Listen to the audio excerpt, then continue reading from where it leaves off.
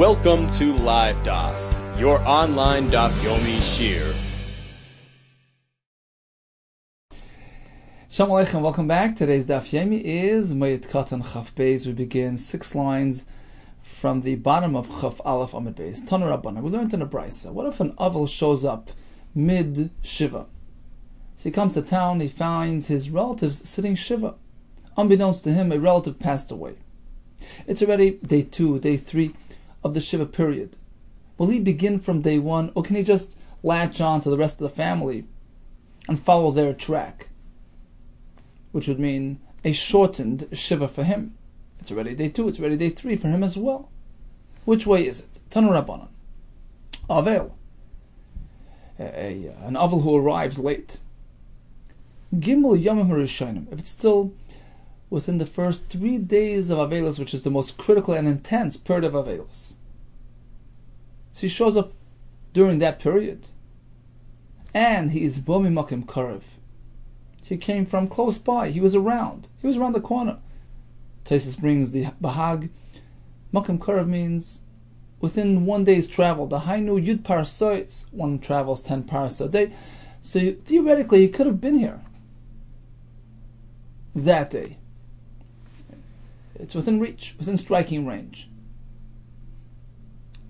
Some of Farshim have a discussion regarding how to apply this shir nowadays. Is it 1 day's travel using today's modern means of travel, or is it just a set shir of 10 parsa? Interesting discussion in the Paiskim. In any case, the fact that he's close by allows him to relate to them, to be starved to them. Theoretically, he could have arrived during this day, during day 1, he was within striking range, within the shir of a day's travel. Moina iman, when he shows up, you can just latch onto them. He counts as they count. It's as though he took part in their Avelis. But Bami Makim Rachek, if he was far away, he doesn't relate to them. He can't connect to them.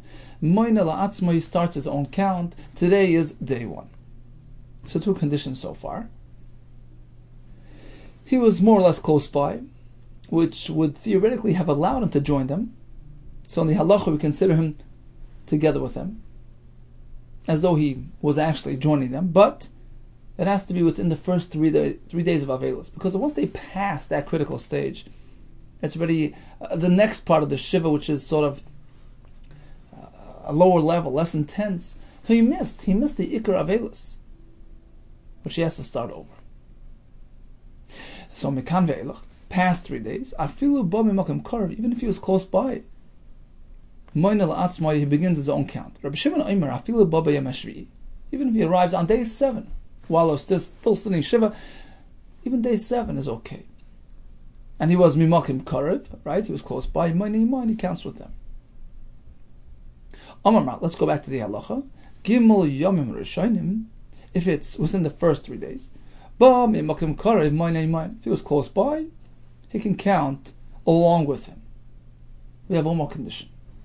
Amar Yehuda, who provided sheyesh gadol habayis b'bayis, the elder one, the most senior member of the family, is present in the Beis Ha'avel. He sets the tone.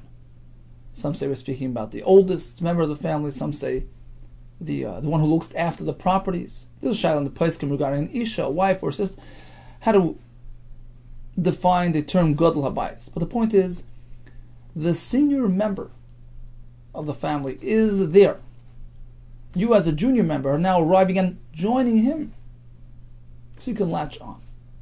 But in the reverse, it doesn't work. Suppose the Gadol Habayis was not here. He shows up mid-Shiva. He has to start his own count. He can't be mitzaref with the Avelim who are less important than him, who are junior in age or in status than him. So now we have 3 conditions, which allows an Avel to latch on, to connect to the other Avelim. Number 1, within the first 3 days. Number 2, he was close by to begin with. Number 3, he's a junior member of the family. According to Rabbi Shimon, Afilu B'Yom HaShvi'i works. So according to Tanakama, it's a matter of timing, proximity, and seniority. Rabbi Shimon discounts the timing factor. Iboilu, listen to this shayla. Halach Gadol Habayis Lebeis HaKfaris Ma'u. we just concluded that the Gadol Habayis can't be nigrar, it can't be drawn into the rest of the family. He sets the tone. What if the Gadol Habayis left town at the beginning of the yeshiva because he went to tend to the burial? He went to the Beis HaKfaros. Very common today. They take the mita to Eretz Yisrael. So this oldest son, the Gadol Habayis, accompanied the father to the Beis HaKfaros in Eretz Yisrael. He was not here with the rest of the family. They've already begun their avelos as soon as they turned away from the mita, as soon as they bid farewell. But he's going to only do his avelos from the time of burial. So he wasn't around. And then he comes back. Very common occurrence. He left, and 2 days later he's back in town. What would you say in this case? What was the shaila? So Rashi says, let's see Rashi inside, right on top. Hadach Gadol Habayis leBeis HaKfaros achar mitasa lekayver. He followed the mita to bury the mace. V'shah sham gimel yam. He stayed there for 3 days. He passed the 3-day period. Plus, there's another problem. He is the Gadol Habayis. Typically, the Gadol Habayis doesn't relate, doesn't identify with the rest of the Avelim. He sets his own pace. Mahu, what about this case? Should we consider it perhaps as though he is back home with the rest of the family? He didn't go for leisure. He went to take care of the Kfura. So he's engaged in Aveh. He's engaged in the same experience as the rest of the family. He's very much connected to them, and therefore, perhaps he can follow their count. Because their count had begun at the point of bidding farewell. As soon as they turn away from the mace, they begin.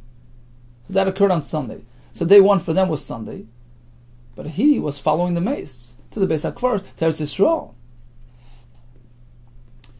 And in his case, technically, the Avelos only begins much later. Avelos shel Gadol until they actually close up the case. Until that point, he doesn't have Avelos. But perhaps since he went to take care of the mace, he can relate to his family who's already sitting Shiva.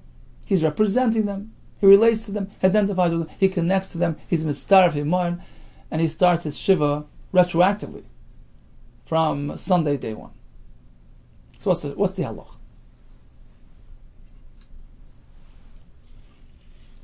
Says the Gemara Toshma. We have a raya from an Amora. The Amr B'chir Bar Abba Amr B'Yechnan.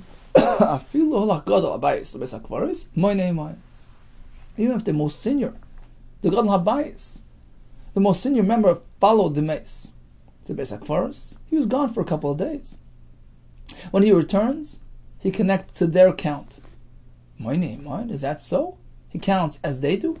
Vatanya, the Brisa says, he conducts his own count. He doesn't relate to his family. Like Kasha, the answer is, depends when he returned.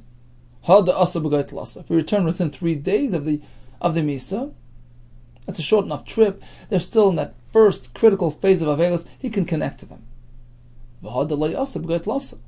Whereas if he only returns later, day 4, day 5, it's past that first stage of Avelos. They're already past the Iker Avelos, and he has not yet experienced that stage of Avelos, the Iker, critical point of Avelos.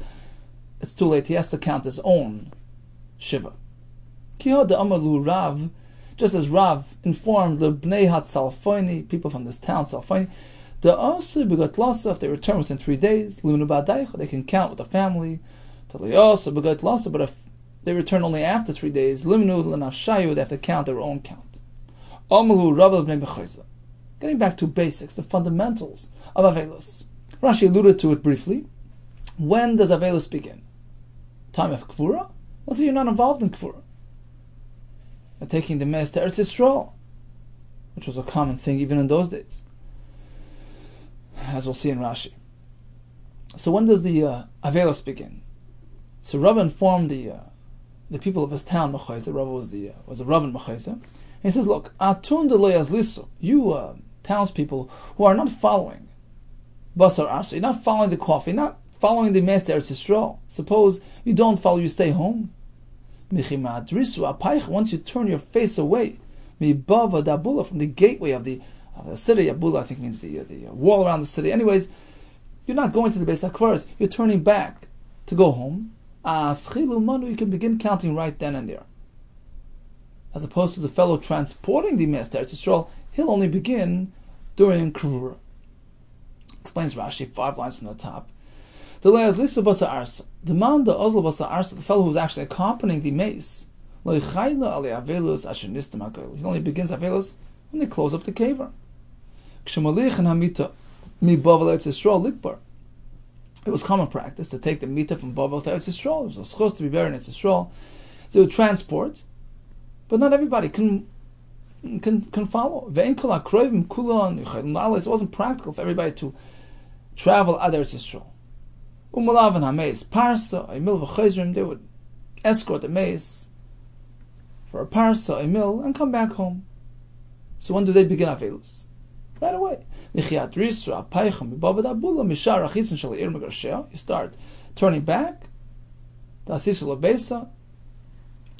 You're heading back home. That's the point when you start your Avelus. You may Avelus, says Rashi. Still a couple of days before Kvura. You start now. Although typically, Avelus only triggers when you have the stimas hagoyel.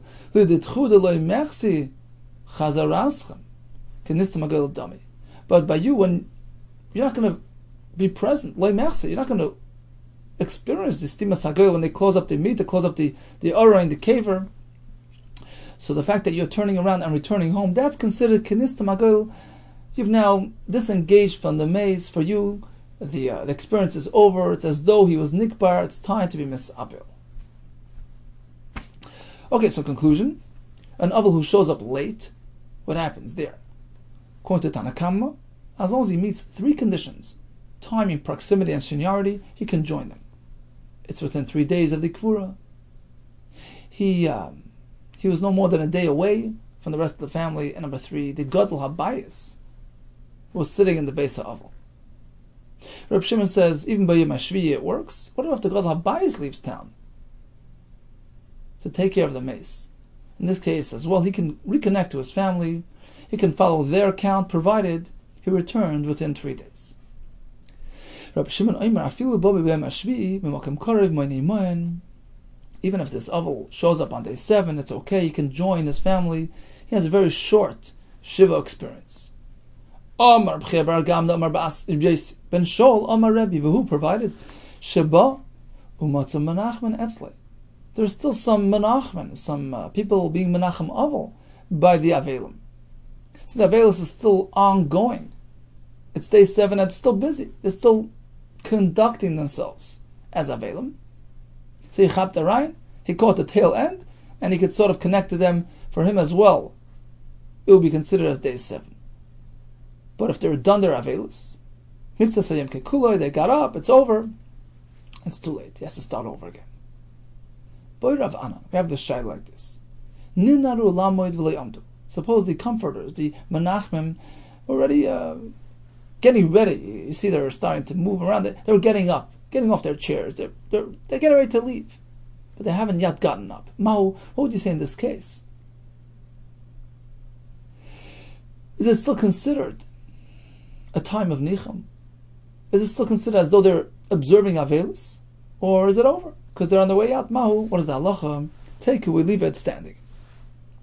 Gemiri chavri, the Rabbi Abba. There's a gersa, the Rabbi Abba, without brachia. So the chaver, the colleague, the friend of Rabbi Abba, learned the following halacha from Rabbi Abba. Umonai, who was his friend? Reb Zera. So Reb Zera learned the halacha from Rabbi Abba. But Amrila some had a different version. It was actually chaver, the Reb Zera. Reb Zera's friend learned from Reb Zera. Who was this friend? Umonai Rabbi Abba. Okay, what is the halacha? So the gersa reads like this: Rabbi Abba, Breid Reb Chia bar Abba. Rabbi Yehuda. This is the halacha that he learned.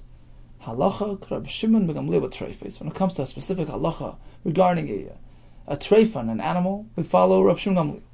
Number 2, halacha Rabbi Shimon ba'avel. When it comes to halachas of avelus, we follow Rabbi Shimon. Rabbi Shimon ba'avel hadamar.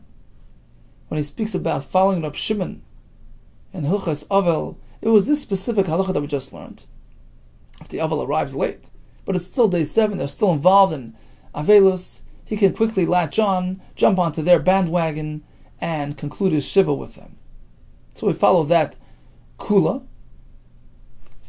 When he said, Halacha Rab Shimon Gamliel b'treifos, what was that referring to? The Snan, as we learned in the Mishnah. B'nei mei ayim shenikfu, the animal's intestines got a puncture, but he's lucky. You have some sort of mucus plugging up that hole. Does that work? Kshera, it works. The animal is not considered a treifa. Divrei Rabban Shimon ben Gamliel. My lecha, which mucus are we speaking? Any sort of mucus? It's not probable. You need something that's significant, substantial, something that can block up that puncture. We're speaking about a specific mucus found in the intestine, the nafik agav ducha, which is squeezed out by applying pressure, something thick and substantial. Omar Manduhu, there was a Talmud who declared as follows. The writers of the Gemara didn't remember who this fellow was. They knew that it was somebody, but they didn't have his exact identity. Omar Manduhu, what did he say? Iski, I wish I will be Zoicha, v'esik, and I will travel up to Eretz Yisrael. I wish I can travel to Eretz Yisrael, v'agmar l'shmata, to learn the halacha. This quotation, mipume demari, from the mouth of its master, meaning, I wish I can go hear the halacha from the source, make sure it's reliable and accurate. The quote that we just had, Rabbi Abba, Braid Rav Chia bar Abba, quoting Rabbi Yechanan, that we follow Rab Shimon by the halacha of Aval, Rab Shimon Gamliel and the halacha of Treifa. I want to hear it from the source. So he traveled up Kisalak when he came up to Israel. Ashkechei. So who did he find? He found Imam da Amar himself. Ashkechei Rab Abba, Braid Rav Chia bar Abba. Amalei. So he said, okay, great. I want to ask you a question. Amar Mar halacha Rab Shimon Gamliel b'Treifos. Did you actually say that? Amalei. He tells him, you got it all wrong. It's a good thing you asked. Ano ein halacha. Amri actually said halacha does not follow Rav Shimon Gamliel and that halacha of Treifa. We're not makel. It's a good thing he asked. It was misquoted. What about the second thing that's been attributed to you? Rav Shimon ba'aval mai. What about that? Do we follow Rav Shimon's kula when it comes to aval? Amri says, I'll tell you the truth. I don't have clarity. It's a machlokes. Machlokes amarim. Plukta ninu. The itmaz we learned. Rav Chizda Amar halacha. He maintains that we follow Rav Shimon. However, Rav Nachman Amar ein halacha. We don't follow Rav Shimon. The aval has to show up within 3 days. The Gemara concludes, halacha l'maaseh. Ve'ein halacha Rav Shimon Gamliel b'treifos. When it comes to treifos, we don't take that kula. However, when it comes to aval, we do. Halacha Rav Shimon ba'aval, that even on day 7 it's okay. Why? Damar Shmuel. Halacha k'divrei mekel ba'aval. When it comes to halachas of avelus, we're mekel. We take the lenient approach. Actually, just saw from the Ramban in Teres Adam. Why is it that when it comes to avelus, we're mekel? He says maybe because a person's heart is drawn to happiness. He wants contentment, satisfaction. It's hard to make a person, to compel a person to be sad, to be noig avelus in a prolonged, manner. So in a case where you have a machlokes and there is a shita that's mekel, it's hard to commit him emotionally to true avelus, and therefore we follow the mekel. Interesting pshat. Continues the Gemara. We know there's a big difference between the avelus for a relative as opposed to the avelus for a parent, a father and mother. Generate a greater, higher, avelus of higher intensity that has many more halachas. So on top of the basic, fundamental chiyuv to be misabel, to show concern and feeling for the departed, which is actually good for the person living as well. V'achayitin aliboy. Mefarshim all say that one of the reasons for avelus is that the person sits down and contemplates the event and clarifies the purpose. Right? He gets clarity in the purpose of life and what it's all about, and sets him right. It sets him on track. Number 2, as Rashi earlier says, Rashi in Sukkah says, the point is to express, to show 2 things which honor, provide covet for the mace, because believe it or not, the mace himself misses his family, social circles, and when he leaves town, and he sees that they're misabel, they miss him. That gives him some measure of comfort. In any case, there are two reasons for Avelis. When it comes to Av Ve'em, there's an additional element of covet as well. Kibbutz Ve'em, mitzvah in the Torah applies in their lifetime, after their death. Therefore, we add certain elements to the Avelis procedure which afford that extra opportunity to be Machabed Av Ve'em. We're going to have a whole long list, around 10 different items, chilukim, distinctions between their typical conventional Avelis and the Avelis on the father and mother. Al kol ha-mesim kulon, typically regarding Avelis on a mace. Matche metasei, harizim meshubach. Matche metasei, says Rashi, memahir lo yitzia, he pushes the mita, quick, let's go, let's get buried. The quicker the better. Some of Farshim say it shows that he's makabel be'ahava, Hashem's gzeira, not trying to delay, procrastinate, let's go. Let's bury the mace. So that's praiseworthy, as opposed to father and mother. Al aviv al imoy harizim makuna. The slower the better. You're not meant to hurry things up. If he hurries it up, it's maguna. It's degrading to the father and mother.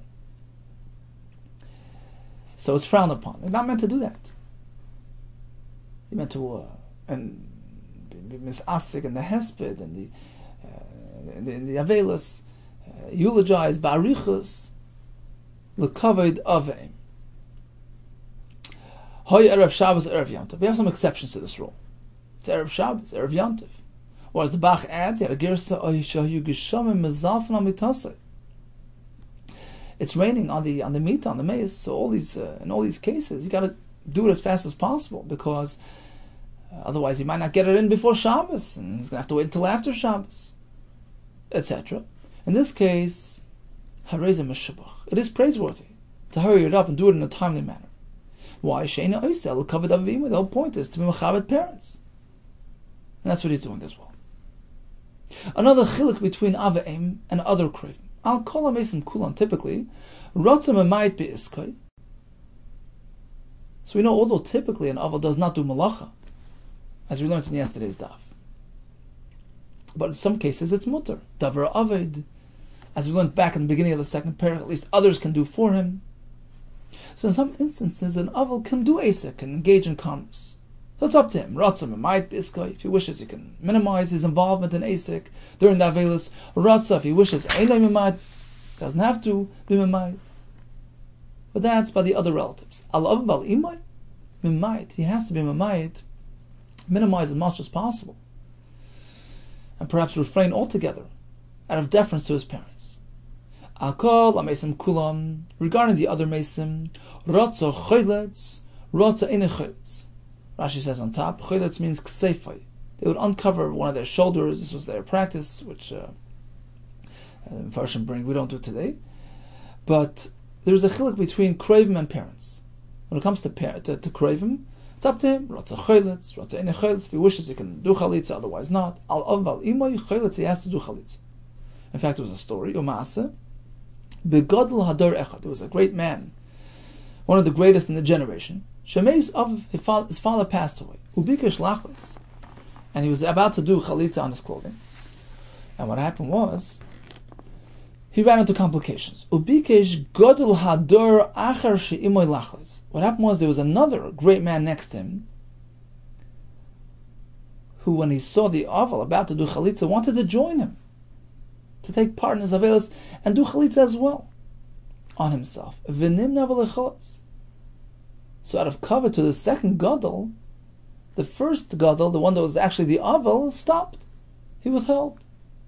He didn't want to bring about that the other gadol hador should join him and be mavazeh himself. So typically, you do chalitza on a father or mother, except in this case, as Tosfos points out, because it was mipnei gadol hador she'imo, it was a special situation, out of covet, out of deference to the other gadol hador, but typically you do chalitza for a parent. Now, who are these two people? Rabbi gadol hador was Rabbi Yehuda Kessler, who was now being misabel upon his father's death. His father was a Nasi, Rabbi Shimon Gamliel. So that was the first gadol, and he was about to do chalitza when he noticed the Gadol Hadar Imai joining him, and he stopped. Who was that? Rabbi Yaakov bar Acha. Vikadamri, some in a different version. Gadol Hadar, the first Gadol who experienced Avelis was Rabbi Yaakov bar Acha. And the Gadol Hadar Imai, who was about to join him, was Rebbe. And there was a kash on this. The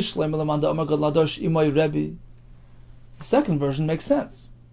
So Rabbi Yaakov had experienced the death of his father, assuming his name was Acha, Rabbi Yaakov bar Acha.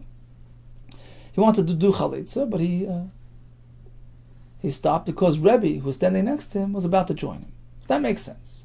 The one next to him was Rebbe. We understand why he stopped midway. But according to the first version, that the Gadol Hadar who experienced the Avelis was Rabbi Yehuda Nasi. Upon the death of his father, Rabbi Shimon Gamliel, who was a Nasi as well. He was about to be chalitz. He stopped when he saw Rabbi Yaakov bar Acha, the Gadol Hadar next to him, about to join him.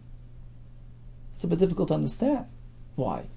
The one next to him was Rabbi Yaakov. Why did Rebbe stop? Rabbi Shimon Gamliel, who was Nifter, Rabbi's father, Nasi Hava, was a Nasi, was the supreme leader of Klal Yisrael, the Kuli, everybody has to join the Chalitza, as we're going to see later in the Gemara. The Misa of a Nasi, the parting of a Nasi, obligates everybody. Everybody has to join in the Avelis, to this extent that they have to do Chalitza. So it's not just his personal obligation. Everybody's meant to participate. Kasha, indeed, it's a difficulty that we don't resolve.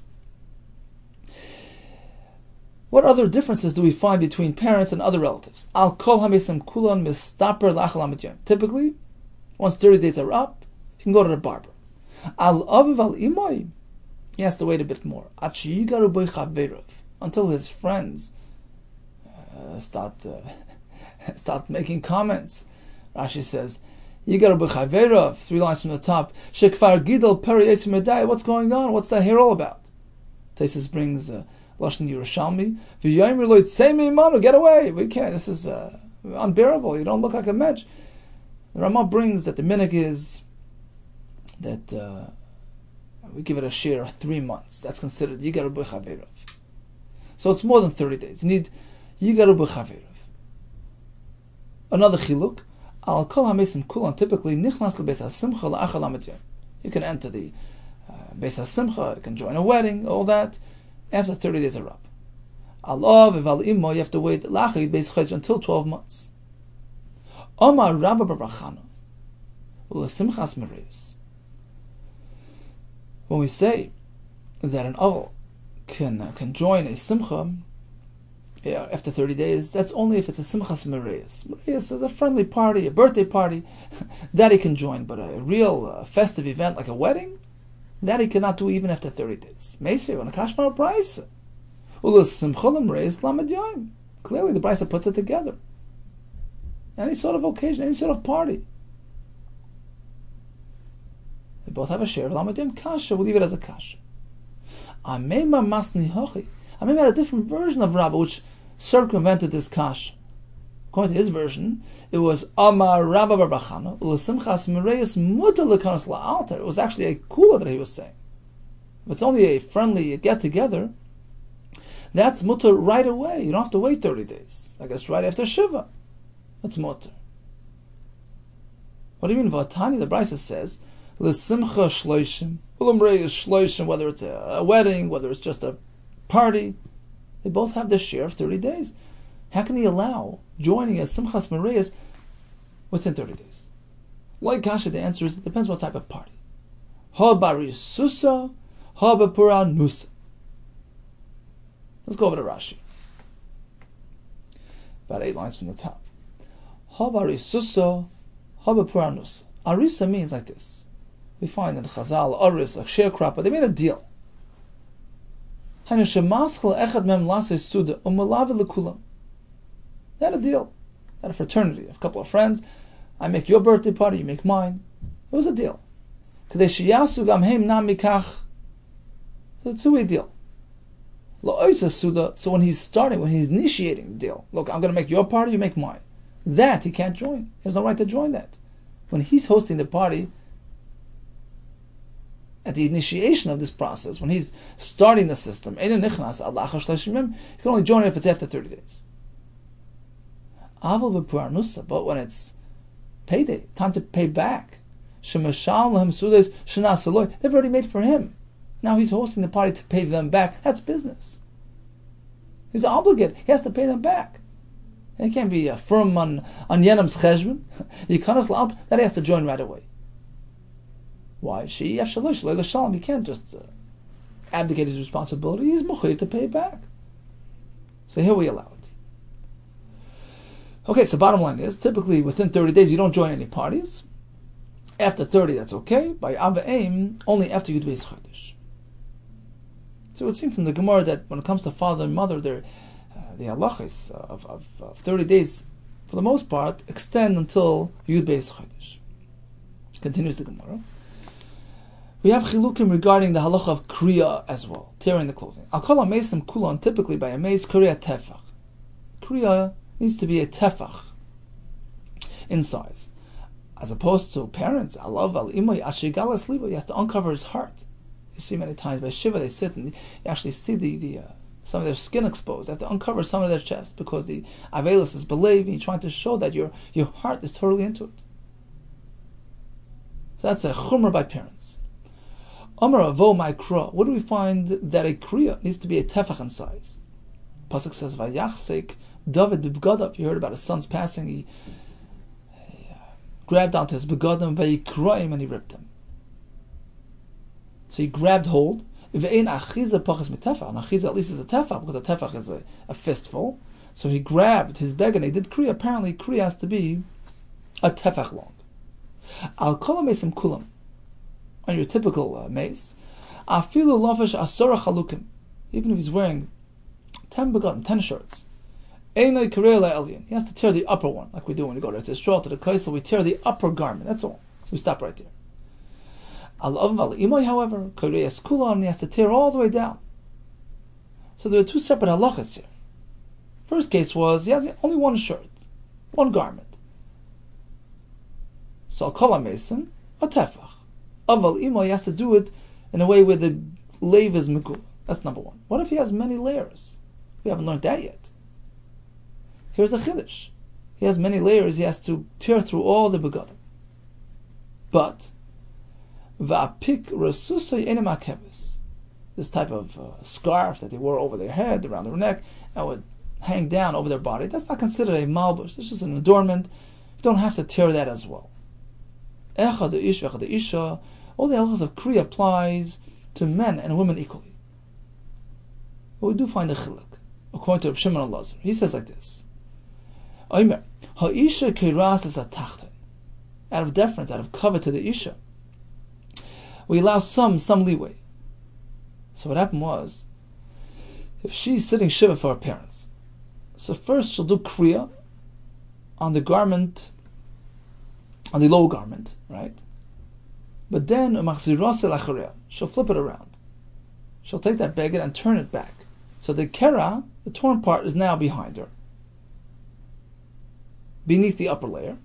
She comes back to the front and she cuts the upper layer, which is now being covered, so to speak, by the bottom layer, right? You have the upper layer is cut, but then you have the lower garment sitting there uncut, because the kera on the lower garment has been turned to the back. So this way she did kriya on all her begadim, but she's still bitznius. Al kol mesim kulan, on a regular mace, rotza mavdil kamei safa shaloi. So the safa shaloi, the lip, the hem, was speaking about the neck hole in a beged. The question is, can you just rip apart the neck hole? Technically, you tore your clothing, but it's not really nikar. It's not so obvious that it's kriya. Perhaps his neck hole just got torn. So by regular mace, he doesn't have to be worried about this concern. Rotza mavdil kamei safa shaloi. If he wants, he can make the kriya with a separation between that and the safa, meaning at a separate location, in which case it doesn't mesh, it doesn't mix in with the safa. So that's preferred, but he doesn't have to. Rotza enem mavdil. He doesn't have to separate between the tearing on account of the avelus and the open area of the neck. There's no need to be mavdil. I love al imoy, but on parents, mavdil, he has to show a hefdil. It has to be in a separate, different location, so that's clear and evident to all. He has to be machabed his parents by expressing his distress upon their passing. So technically, strictly speaking, to be yotze kriya, tearing clothing is enough. Whether it's nikor or not nikor, he's yotze. That's good for a regular mace. But avav imoy, there's that added element of cover as we spoke. And therefore he has to show, has to be clear and evident that he's being machabed his parents. This is not just a naturally occurring tear. This was done the kaveh de misa. Rabbi Yehuda says like this: Rabbi Yehuda Omer kol kriya she'eina mavdal kame safa shelo ye'eina ela kera shel tiflis. It doesn't work. Even on a regular mace, there's no havdalah between the kriya and the safa, in which case it could be confused. It can be interpreted as just a tear in the neck hole, a naturally occurring tear. Eina ela kera shel tiflis, it's an ineffective kriya. It doesn't work, regardless of whether it's parents or any other mace. And he has a rifle and a pasuk. Omar bavo, my time with Rabbi Yehuda, d'chsiv. Vayechzak, vayachzik, David b'bgada, vayikroim. Vayikroim, lishnayim kroim. Now the kasha is, mashma shenemar. Once we say vayikroim, he tore his begadim, any adeh shein lishnayim, don't I already know that it's split into two? Of course, he tears something into two. Why does the pasuk have to say that he tore it into two parts? Ela shenirin, it should be visibly two pieces. It has to be apparent and evident that it's two. There can't be any room for mistake. Kriya means that it's an expression of avelus of mourning, expression of kavod. You have to see it. You can't hide it. So it has to be clearly and evidently l'shem the mace. I'll call a mace kulon shegel. Typically, after kriya, a person can mend it up slightly, can patch it up, can pin it up. La'achar shiva, after the shiva, he can patch up the kriya. Or ma'achar la'achar shloshim, and properly sew it and fix it up after shloshim. As opposed to parents, I love al imoy, shoyle la'achar lamed. Even after 30, he can merely pin it up, patch it up, but not properly fix it forever. We can't really properly repair the tear forever and ever. Isha, as opposed to when a woman does kriya, in any case of avelus, she can go ahead and quickly patch it up in an improvised way, just a quick pin or a quick needle, a quick stitch. On account of her kavod. I think that's what we do today after the kriya. They pin it up because she's extra sensitive when it comes to torn clothing. So that's okay for the Isha. Ki also Ravin, he was a Talmud of Rabbi Yehuda. When he came from Israel, he said, Rabbi Yehuda, we have another chiluk between mesim and parents. I'll call a mesim on a regular mace, Rotza Kareh B'yad. If he wishes, he can do kriya manually. Rotza Kareh B'kli, he can use a utensil to cut the beged. Al Aviv Al Imoy B'yad. When it comes to parents, it has to be done with his hand as an expression of frustration, of mourning, of avelus, with your hand, dafk. Al kol ha-mesim kulam mibefnim. According to Rashi Ksaviyada, means you can do it privately in the back room. Al aviv al ima kurem bachut, has to be done publicly, as a public expression of honor. Same thing when a nasi passes away. You do kriya on account of that, it has to be done in public. Meisvi, Kashmir Bryce. Bryce here lists many reasons for kriya. A bezdin, a nasi, a parent, a sefer Torah that was destroyed. So all these reasons, all these events, tragic events, generate a din of kriya. But lo yehushv le'aviv le'imoy elo le'iche bilvad. We don't compare any tragedy to the immense tragedy of losing a parent. So all those distinctions learned today, the Gemara holds true. It applies strictly to parents. But there's one detail in which they're all equated. Ichui, regarding fixing that beged, properly mending it, repairing it in a way that it appears like you make it invisible. A proper mending. When it comes to that halacha, all the other events are equated to parents. We're going to see this Bryce in a couple of days regarding losing a Sefer Torah, etc. So when it comes to everything, we differentiate, but ichui, we compare. My love, I feel a little nasi. It would appear that the chilukim between parents and the other events apply even to the nasi, which is also mentioned in that Bryce. So apparently when it comes to all the halachas, for instance, mibifnim and bachutz, we have that distinction between avayim, that has to be a public ceremony, as opposed to a nasi that can be done privately. And how could you tell me, Rav Chizah tell me, v'chel nasi, even when a nasi, you have to do it outside in public. Loy levar min nasi. Says, well, you're right. When it comes to a nasi, he is equated to parents.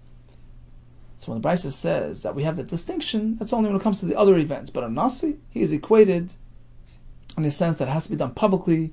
And Farshim say the point is to get everybody into it, to show that it's not just a personal thing, it's Klal Yisrael. Everybody has to be mishtatev and be kireya on account of the Nasi's passing. In fact, there was a story, the Nasi Shachiv, the Nasi passed away. Amalei Rav Chizda, he tells the Rav Chana bar Rava, make a public declaration, Kafi Asita, Kisita was this mortar, overturn the mortar, some sort of stool, V'kumalan, get up on it, and show everybody what you're doing. V'ach v'kriyal alma, show everybody that you're turning your clothing, this way they'll follow suit. One more thing, says the Gemara, Chacham, when the Chacham of the town passes away, Chilitz mimin, and everybody has to be Chilitz, their right side, uncover the right shoulder. Al Avbezdin mismail, if the Avbezdin, who stands higher than the Chacham, when he passes away, you need to do it on your left side. And the Farshim say apparently it was a more significant type of chalitza. But al nasi, if the supreme leader of Klal Yisrael passes away, everybody has to do it in a very elaborate way, mikan and mikan, from the right and the left. And the Farshim say we don't do the chalitza. Our clothing don't really lend to that. Okay, so what do we learn today? If an aval arrives within the Shiva period, does he join them or does he start his own count? We have three conditions that have to be met. Timing, within the first 3 days. According to Reb Shimon, even on day 7, it's okay as long as the Menachmen are still there. Proximity has to be close by. You have to have been within a day's travel. This way he relates them, he identifies with them, because theoretically he could have arrived any day. And one more condition, the Gadol Habayis, the senior member of the family, has to be sitting at that makom. This way he latches on to the Gadol Habayis. The Gadol Habayis sets the tone for him as well. We had a shayla, interesting shayla. The Gadol Habayis follows the mace to the kvura. He only arrives later. He comes back to his family later. So here the Gadol Habayis was not present. We have a chiddush in that case as well, that he will reconnect to his family. And the point, as Rashi said, was because he was involved in the same thing they are. He was taking care of the mace. He wasn't doing his own thing, and therefore he relates back to them, and he can jump onto their bandwagon. But that's only if he arrived within 3 days of the Kvura, which is the critical point of the Avelis, the intense period of Avelis. So if he comes within 3 days, he can reconnect to them. Okay, then we went through a long list of chilukim, distinctions between the typical Avelis al kol hamesim, as opposed to the Avelis on account of an av ve'em. So we have a total of 11 halachas. Sorry, 10. When it comes to other mesim, the quicker the better. Matche mitasai, take them out to kvura as soon as possible. By parents, delay it, elaborate in the hesped, the kavod av ve'em, except when circumstances require expediting Erev Shabbos, Erev Yom Tov, it's raining. Av ve'em is not meant to be involved in Esek, even for Davar Avid. Av ve'em is meant to be Choletz is Begadim. Av ve'em extends until Yud Beis Chodesh, as opposed to the regular Avelis, which is only 30 days. So he's not meant to enter the Beis HaMishta until Yud Beis Chodesh. Regarding haircut as well, we learned he has to wait until Yigaru B'Chaveirav. He's prompted by his friends. Regarding Kriya, all Mesim is a Tefach. Parents, Megala is sleeping. All Mesim, Begad Elyon. Av ve'em, all the Begadim. According to Tanakama, on a regular mace, you can just extend the neck hold. Whereas by parents, it has to be a visible kriya, separate from the neck collar. Here Yehuda maintains any kriya has to follow that. On the kol hamesim, after shiva, you can slightly patch up the kriya, and after lamed, you can properly fix it. Regarding aveim, shoylel, you can only pin it up after 30 days, and never go ahead and properly mend it. Kol hamesim, you can do kriya biyad or bekli, aveim dafka manually with his hands. Last halacha was aveim has to be done bachutz, publicly, to express his kavod for father and mother. And the same thing applies to a nasi in Klal Yisrael. All the best and much hatzlacha.